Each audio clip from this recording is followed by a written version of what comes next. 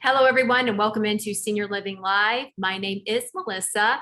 I am so glad you could join us today, finding us via video, or for those of you who have found us via podcast, we thank you so much for finding us on our new venue that we have just released over the past couple of months. Thank you.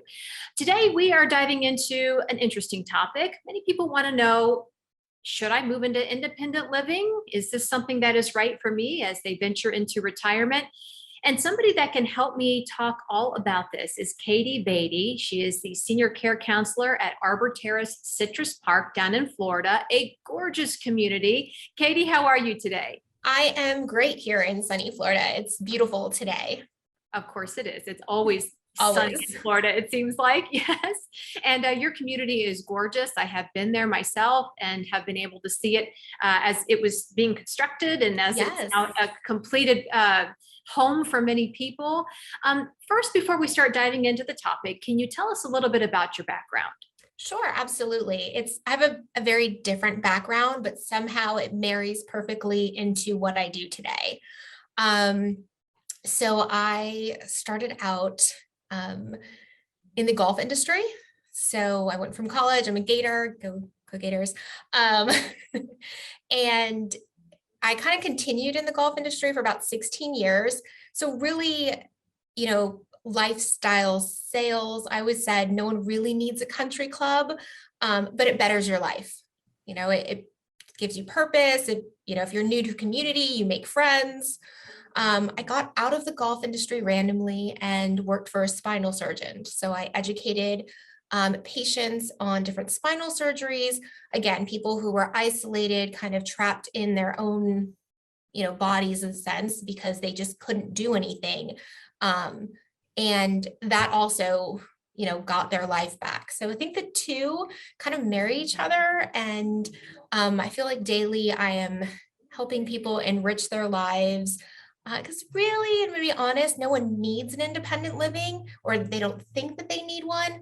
But it truly can, make and change a senior, just like a surgery, just like having that purposeful life at like a country club or something to do and meet friends. I agree with that completely. And we're going to talk about that. That is our next question. But before we get to that, in terms of you supporting things, you are supporting Breast Cancer Awareness Month, aren't you? I am. So you can kind of see my pink hair here. All the ladies love it. They always want to touch it. I'm like, it's hair. It's an extension. But we have quite a few residents here who have gone through breast cancer. So they all think that it's kind of fun that I have pink hair. And I think they always see me not serious, but in this, touring people. So it kind of brings some fun to it too. Yeah, and I love it. I love it so much. And thank you for your support. And I'm sure people who are watching who have been through that, unfortunately, breast cancer, it's a long journey for many people. I'm sure that they appreciate your support as well. So thank you. Thank you. Now, as we talk about independent living, people have this idea of what a senior living community is like, and that when it comes to senior living, I only move there when I need additional care, but that is not always the case. So what are the top reasons people choose to move into an independent living community, and who should consider a move to independent living? Absolutely. So really, when we're seeing people starting to look at independent living, we have quite a few families who are moving closer to be near their loved ones. And that really works out for them, because moving to a new area, you may not have friends. Moving to, downsizing to a smaller community. Yes, there are multiple 55 up communities here in Florida. I mean, I think that probably every neighborhood has one. But a lot of those are snowbirds or, residents who are still working. So they may not be home doing things that you'd want to do. So you may not see your neighbors often. And again, it might just be very established already where, making new friends is difficult. So a lot of those new families moving from out of state or different parts of Florida really find independent living, a great resource for them to engage with other people, to meet people instantly. I always like to say it's kind of like your first year of college. You're all in the same boat as freshmen. And then we also have families who, where maybe one spouse is a caregiver and the other one needs a little bit more assistance. So it really gives that one who might be just a little bit more the caregiver, that extra maintenance-free lifestyle to assist so that they both can enjoy the quality of their life. They both can, not have to worry that one is doing more than the other, with that kind of, meals and housekeeping and just that little extra maintenance that, chores we do daily kind of taken away. But also being said, residents who are isolated, they might have lived in their homes for, I don't know, 40 something years, and neighborhoods are just getting younger. So yes, they might know their residents or their residential area and their neighbors, but they're not really doing the things that they love, or, hanging out with neighbors. Someone might just, wave to them. I don't think we realize like how lonely some people are in their homes, because, we see them every day, but we don't realize that they're just home alone. Yeah, and I'm sure there's a lot of people that are listening or watching that can either hear themselves in that group of individuals, or can hear maybe their mom or dad there as well, and are thinking, well, I wasn't sure that this existed, but it does. And so we're going to dive a little bit deeper into this. Many Arbor communities are unique in the fact that they allow you to choose independent living, then you can move to assisted living. And then if you need a little bit more help, or you start to decline from a memory, cognitive standpoint, you can get that kind of care as well. So basically it's one-stop shopping, if you will, having this idea of aging in place. How has this changed the perspective of retirement and senior living? I think it's changed it. So, a lot of people look, especially local, they want to stay where they're familiar. So that builds that campus approach, gives them the option that, I'm around my same doctors. I go to the same grocery store I've been going for years. I mean, we all know that all grocery stores are similar, but you go into one and you're like, this is not like my grocery store. It will take you longer. So just being in that kind of neighborhood aspect and just what's familiar really makes it, great for seniors, whether they're moving and they're starting a new neighborhood. They know that they're going to be here for quite some time. They can age in place. And again, not have to worry about changing doctors, dentist, their church, where their Publix is, or their grocery store. So it really helps in that sense. I think it also gives them that sense of one large home, because especially when the independent, I think no one ever really wants to, separate from their spouse, but sometimes, that does come up, and it's, I think, an easier transition knowing that you're kind of in one big home. I think it's like a one big, like large mansion, or they're on the same, you have your house, they have their house. And knowing that they're there and getting the care that they need, but you can see them at any time of day, really helps families as well, knowing that they're both taken care of as a spouse, or that they can age in place. Yeah, I spoke to a woman who had that exact situation, living in a community down in Texas. And, her husband needs a lot of help from a memory care standpoint. So he's in the memory care part of the community. She has her own independent living apartment, and she can go see her husband anytime, but then enjoy her life and not feel like it's all about 24/7 care for her husband. And then she said, now I can just be the wife. I can just be his wife, his loving wife. And I just, she was so happy. So it's great to hear those reviews. And speaking of reviews, I know people who live at your community, independent living, they love it. So can you tell us a little bit about what people are saying and what a normal, typical day is like for somebody who lives at your independent living community?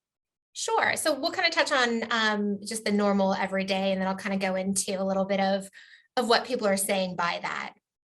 So we definitely start out every morning with breakfast, and then fitness and wellness have been a huge part of this community.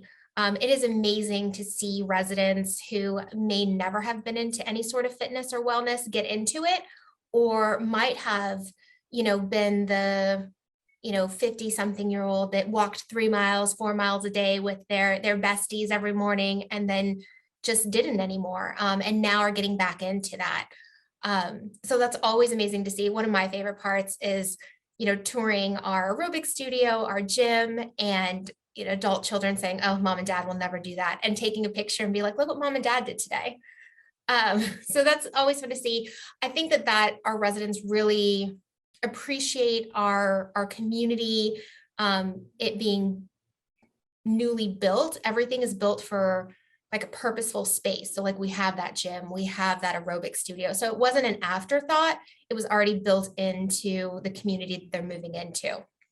So after fitness and wellness, you get your mind going. So we do some sort of brain engagement, some sort of game. There could be something interactive later on, like jewelry making or arts. We do a lot of seminars and lectures.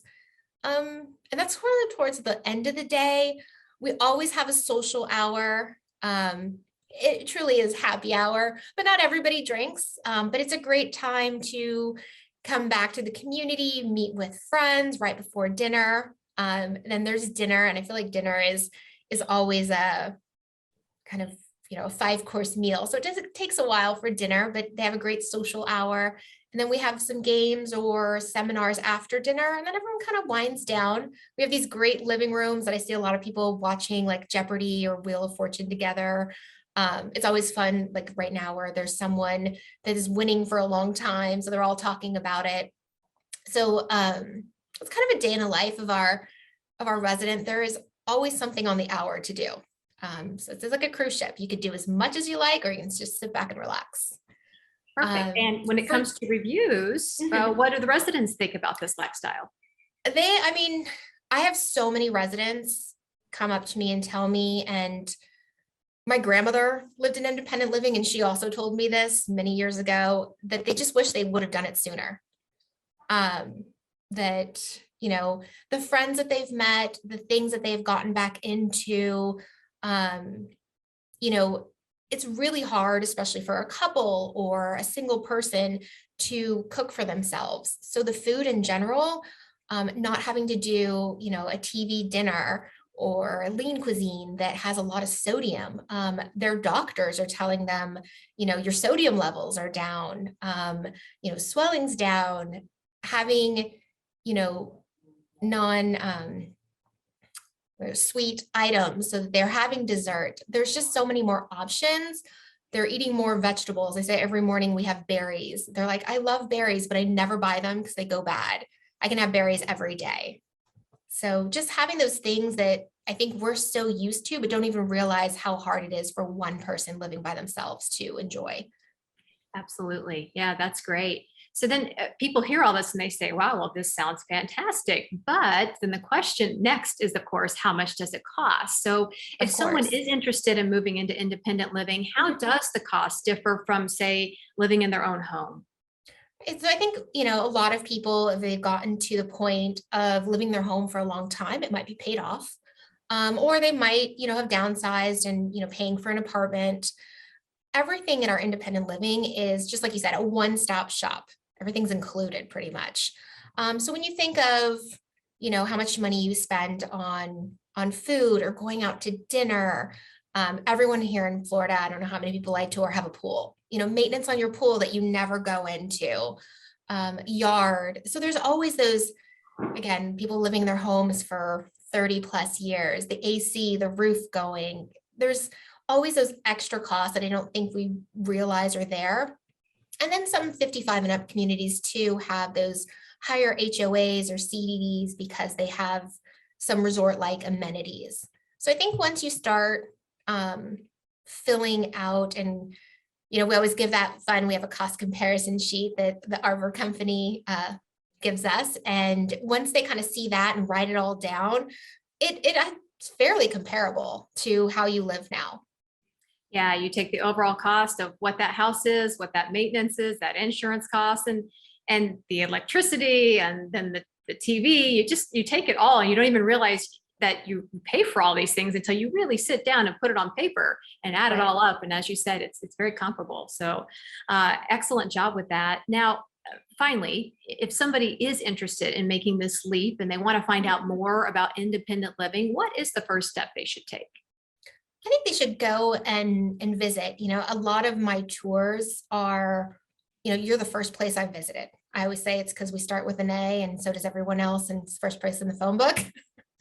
But a lot of people don't even know what's available to them or what's out there or what's even included in an independent living. I always get to when people walk in, they're just amazed how beautiful the community is and how it looks like, a resort living versus something institutional. And I was like, that's just something you see on TV. It is not portrayed like that. Even our assisted living and our memory care all look like a very nice hotel, very comfortable. It's not institutional or facility. So when people say facility, I always like, yes, our community, because it's not. There's no, standard white, sterile walls. It's truly is beautiful and very similar to what you would live in now with all those amenities. Sure. And you are down, as we mentioned, in sunny Florida, but these types of communities are everywhere. Yes, Absolutely. Mhm. yeah, they're all over the country. So as Katie said very well, start with the A's. Yeah, Don't no, start with the Arbor there's a lot of Company. A's out there. And not only that, You like can start with the A's.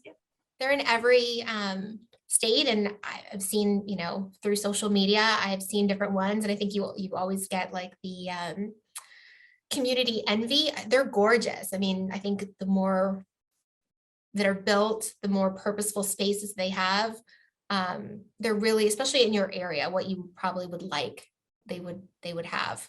Yeah, excellent. Well, I think you've done a really nice job in helping to break down sort of a day in the life of an independent living community. Katie Beattie, thank you so much for your time Thank you, today. Lisa. Thank I you. appreciate it. Thank you. Now, if you have enjoyed watching or listening to this interview with Katie, we'll ask you to head on over to www.seniorlivinglive.com. You can find audio, podcast, or videos just like this in our video vault, all about senior living 24 hours a day, 7 days a week. As always, we appreciate you watching Senior Living Live. Have a great day, everybody.